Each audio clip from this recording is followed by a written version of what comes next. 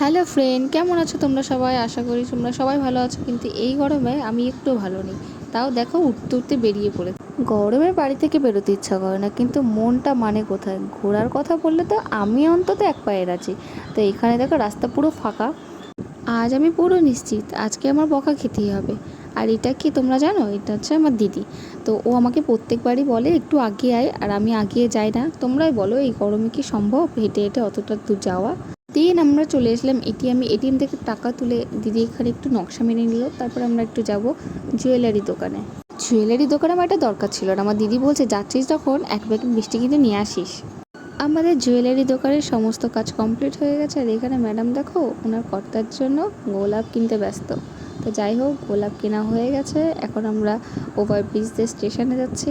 সব থেকে বড় কথা, আজকে অনেক দিন পর দুপুরে একটু বেরোলাম। আর আমরা যখনই বেরোই তখন খুবই মজা হয়, কারণ অনেক দিন পর পর বেরোনো হয়। তো আমরা আমাদের গন্তব্যে চলে এসেছি রানাঘাট স্টেশনে। রানাঘাট আসার পরে একটু মনটা কেমন খাই খাই করছিল, আর এখানে আমার দিদি আমাকে কিছু খাওয়াচ্ছিল না, তাই আমি লোকের ভিডিওই নিচ্ছিলাম।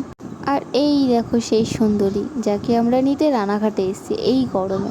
আর এসে ম্যাডাম আমাকে না দিয়ে নিজেই আগে লিচুটা খেয়ে নিল। নিজের খাওয়া হয়ে গেছে, তারপরে আমাকে বলছে নাও তোমাকে দুটো লিচু দিলাম। তো এখানে আমি ছুলছি লিচুটা, আমি ছুলতেও পারছি না তাড়াতাড়ি করে। আর পেছনে দেখো আমার দিদি কথা বলায় ব্যস্ত।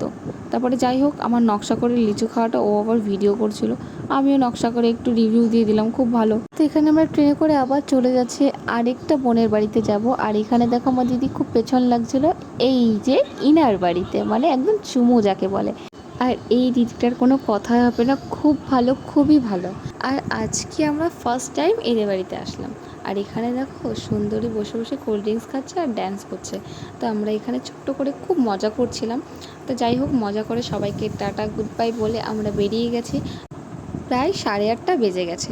তাতে কোনো অসুবিধা নেই, গরমে কোনো কিছু মনেই হয় না। তারপরে তিনজনা মিলে গল্প করতে গল্প করতে করতে আমরা বাড়ি যাচ্ছি। আর পেছনের সুন্দরীটা লজ্জা পাচ্ছিল, কারণ আমি ভিডিও করছিলাম তাই। আমি তো প্রায় বাড়িতে চলেই এসেছি, আর আমার একটু মন ভালো লাগছিল না। আর তোমরা যেতে যেতে লাইক অ্যান্ড সাবস্ক্রাইব করে যাও।